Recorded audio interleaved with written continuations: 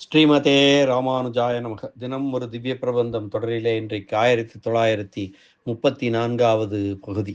திருமங்கையாழ்வார் அருளிய பெரிய திருமொழி 10 அதன் 9ஆம் திருமொழியினுடைய 3வது பாசுரத்தை இன்று நாம் அனுபவிக்க இருக்கிறோம். இந்த 9ஆம் திருமொழியானது திருமங்கையாழ்வார் கிருஷ்ணாவதாரத்திலே மிகவும் ஈடுபட்டு பாடிய 6 திருமொழிகளுள் கடைசி 6வது திருமொழியாகும். திருமங்கையாழ்வார் ராமாவதாரத்தை பற்றி 2 திருமொழிகள் மட்டுமே பாடியிருக்கிறார் என்பதை முதலிலே பார்த்தோம். அதன் பின்பு 6 திருமொழிகளாலே இந்த கண்ணனுடைய லீலைகளை பற்றி பாடி பரவசம் அடைந்திருக்கிறார். அந்த இதிலே இன்றைக்கு இந்த 9ஆம் திருமொழியின் 3வது பாசுரத்தை நாம் இணைந்து அனுபவிக்கலாம். முன்பாடலிலே நீ இவளை அனுபவித்துக் கொண்டிருக்கிறாய் அல்லை என்கிறாள். இவளை நீ அனுபவிக்காமல் அலட்சியப்படுத்தி கொண்டிருக்கிறாய் என்று சொன்னாள் திருத்தாயார். அதனை கேட்ட எம்பெருமான், நான் கையும் திருவாளியும் மற்ற படைக்கலங்களுமாய் வந்து பிறந்து என்னை நீங்கள் எல்லாம் அனுபவிப்பதற்கு அதற்கு பகையானவற்றை அளித்ததும் முன்பே உங்களுக்காக அல்லவா என்று சொன்னான். அப்படி சொல்ல, அதனை நினைத்து மேம்பட்ட இனியவளான உன் பெருமையை நினைத்து கொண்டே இந்த இனியவளான மிகவும் சிறப்பான மேம்பட்ட இனியவளான இவளை பரகால நாயகியை இப்படி துன்புறுமாறு விட்டு வைத்திருக்கிறாய் போலும் என்று இந்த பாடலிலே எம்பெருமானிடம் ஒரு இகழ்ச்சி தோன்ற திருத்தாயார் கேட்கிறார். அவன் பழம்பெருமையே சொல்லிக் கொண்டிருக்கிறாயே, அதை விடு, இவளை ஏன் துன்புறுத்துகிறாய் என்று அதை நினைத்து கொண்டே துன்புறுத்துகிறாய் என்று இகழ்ச்சி தோன்ற தாயார் கேட்பதாக அமைத்திருக்கிறார் இந்த பாடல்களை. இதில் உள்ள பழமொழி கையில் கொண்டுள்ள கருப்பு கட்டி அதைத்தான் குறிப்பிடுகிறார். கையில் அங்கையில் வட்டு ஆம் இவள் என்று கருதுகிறாயோ என்று. கையில் இருக்கக்கூடிய கருப்பு கட்டியை, பனை வெல்லத்தை தின்னவும் செய்யலாம், எரியவும் செய்யலாம், அல்லது வேண்டும் போது தின்னலாம், வேண்டாத போது பேசாமல் இருக்கலாம். அதுபோல இவளையும் நினைத்திருக்கிறாயோ என்று எம்பெருமானிடம் கேட்கிறாள் திருத்தாயார். பாசுரத்தை பார்க்கலாம். ஆர்மலி ஆழி சங்கொடு, ஆர்மலி ஆழி சங்கொடு பற்றி ஆற்றலை ஆற்றல் மிகுத்து. ஆர்மலி ஆழி சங்கொடு, ஆழி என்றால் சக்கரம், சங்கு பாஞ்சசன்யம், சங்கு சக்கரத்தை பற்றி கொண்டு ஆற்றலை ஆற்றல் மிகுத்து. கார்முகில் வண்ணா கஞ்சனை முன்னம் கடந்தனின் கடுந்திரல் தானோ, நேரிழை மாதை நித்தில தொத்தை நெடுங்கடல் அமுதனையாளை. நேரிழை மாதை நித்தில தொத்தை, நித்திலம் என்றால் முத்து, முத்து போன்ற முத்து குளிர்ச்சியாக இருக்கும் அல்லவா, அப்படி முத்து மாலை போன்ற சிறந்த இவளை நித்தில தொத்தை நெடுங்கடல் அமுது அன்னாளே, பார்க்கடலிலே கிடைத்த அமுதம் போன்றவளை, நெடுங்கடல் அமுது அன்னையாளை. ஆரலில் வண்ணா உன் அம்கையில் வட்டு ஆம் இவள் என கருதுகின்றாயோ, அம்கையில் வட்டாம் இவள் என்று கருதுகின்றாயோ என்று கேட்கிறாள் இந்த பாடலிலே பெரிய பரகால் நாயகின் தாயார். ஆர்மலிஸ் ஆழி சங்கொடு பற்றி ஆற்றலை ஆற்றல் மிகுத்து கார்முகில் வண்ணா கஞ்சனை முன்னம் கடந்தனின் கடுந்திரல் தானோ, நேரிழை மாதை நித்தில தொத்தை நெடுங்கடல் அமுதனையாளை. ஆரெழில் வண்ணா அம் கையில் வட்டு ஆம் இவள் என்று கருதுகின்றாயே. காளமேக நிறத்தவனே, மிக்க அழகுடைய வடிவு படைத்தவனே என்று விழித்து நேர்மையான ஆபரணங்களை உடையவளாய், முத்துமாலை போன்றவளான, அமுதம் போன்றவளான இந்த பெண் பிள்ளை விஷயத்திலே உள்ளங்கையில் உள்ள கருப்பு கட்டி போன்றவளாம் இவள் என்று நினைத்திருக்கிறாய் போலும். நினைத்த போது சுவைக்கவும் மற்ற போது வாழாயிருக்கவும் நமக்கு தக்கவளாய் இவள் இருப்பாள் என்று நினைக்கிறாய். இது ஏன்? நாம் சங்கு சக்கரங்களை கையில் ஏந்தி இருக்கிறோம் என்ற பெருமையை பாராட்டியோ, கம்சனை முடித்த மிடுக்குடைய நமக்கு இவள் ஒரு சாக்கோ ஒரு பொருட்டோ என்று நினைத்தோ? சொல்லாய் பிரானே, ஏன் இப்படி இருக்கிறாய் என்று கேட்கிறாள் திருத்தாயார். ஆர்மலி ஆழி, ஆர் என்றால் கூர்மையானது என்று பொருள். கூர்மை என்றும் பொருள்.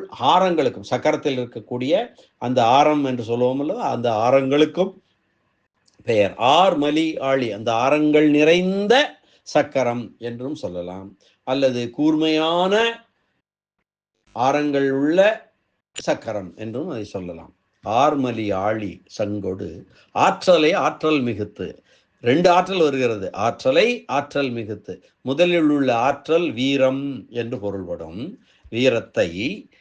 அடுத்துள்ள ஆற்றல் ஆறுதல், தணிதல். அந்த முதலில் உள்ள ஆற்றல் அதை தணிந்து மிகுத்து என்று பொருள். அதாவது எல்லையில்லாத ஆற்றலை உடைய பெருமான் முதலிலே முன்பு கம்சன் முன்பிறப்பிலே காலநேமியாயிருந்தான்.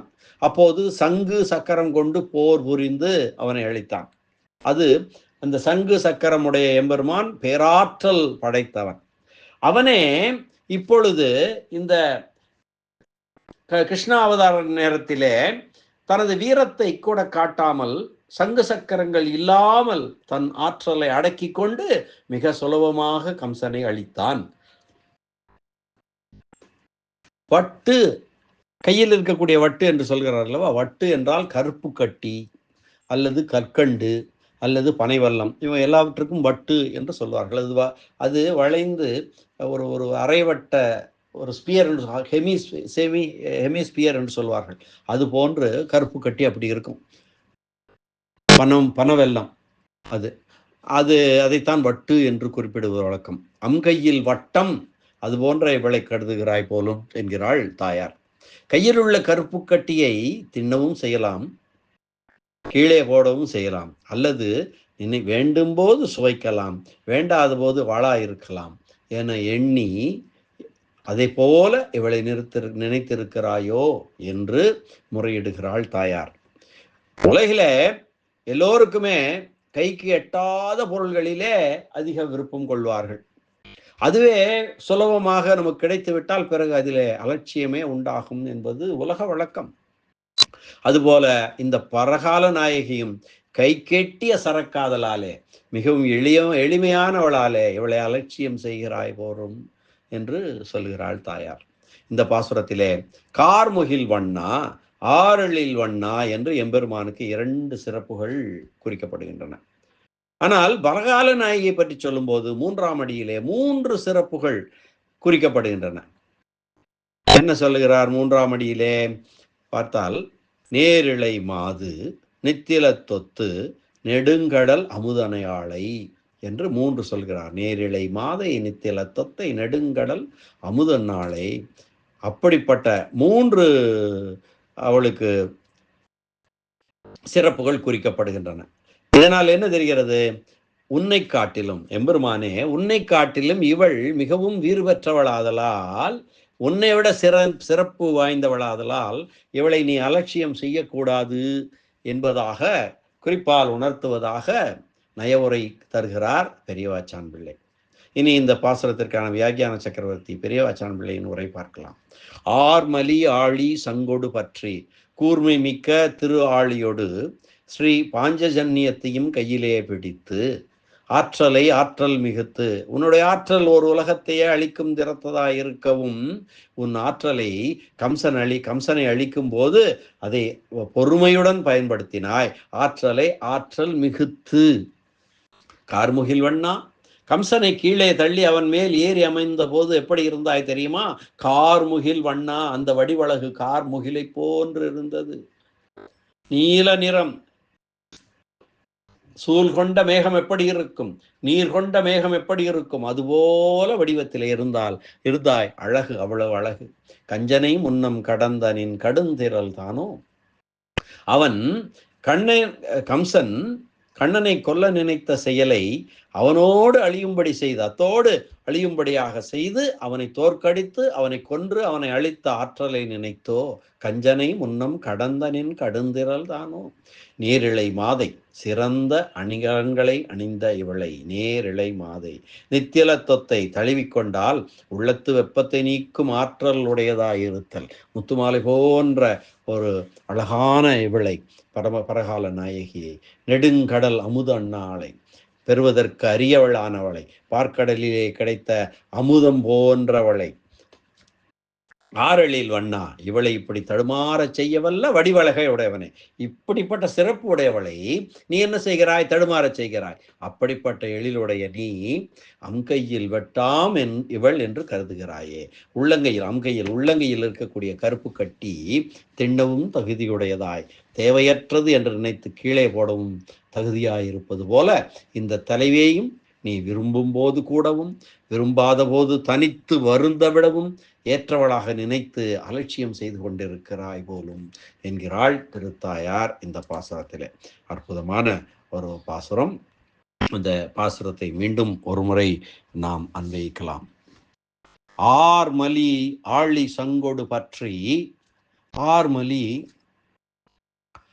ஆழி சங்கொடு பற்றி ஆற்றலை ஆற்றல் மிகுத்து கார்முகில் வண்ணா கஞ்சனை முன்னம் கடந்தனின் கடுந்திரல் தானோ நேரிழை மாதை நித்திலத்தொத்தை நெடுங்கடல் அமுதனையாளை ஆரலில் வண்ணா வம்கையில் வட்டாம் இவள் என்று எனக் கருதுகின்றாயே. ஆரலில் வண்ணா அம்கையில் வட்டாம் இவள் என்று கருதுகின்றாயே. ஆர்மலி ஆழி சங்கொடு பற்றி ஆற்றலை ஆற்றல் மிகுத்து கார்முகில் வண்ணா கஞ்சனை முன்னம் கடந்தனின் கடுந்திரல் தானோ நேரிழை மாதை நித்தில தொத்தை நெடுங்கடல் அமுது அணையாளை ஆரலில் வண்ணா அம்கையில் வட்டாம் இவள் என கருதுகின்றாயே என்ற இந்த அற்புதமான இந்த பாசுர அனுபவத்தை இந்த அளவிலே நிறைவு செய்து மீண்டும் நாளை அடுத்த பாசுர அனுபவத்துடன் சந்திக்கலாம். நன்றி, வணக்கம். ஸ்ரீனிவாச வெங்கடேச ராமானுஜதாசன் திருவரங்கம். கண்ணனெம்பெருமான் திருவடிகளே சரணம். அரட்டமுக்கி அடியார் சியம் கலிகன்றி கலியன் பரகாலன் திருமங்கையாழ்வார் திருவடிகளே சரணம். யாக்ஞான சக்கரவர்த்தி உரைப்பெருமன்னர் பரம காருணிகர் ராமாயண பெருக்கர் பெரியவாச்சான் பிள்ளை திருவடிகளே சரணம். ஆழ்வார் எம்பெருமானார் ஜீயர் திருவடிகளே சரணம் சரணம்.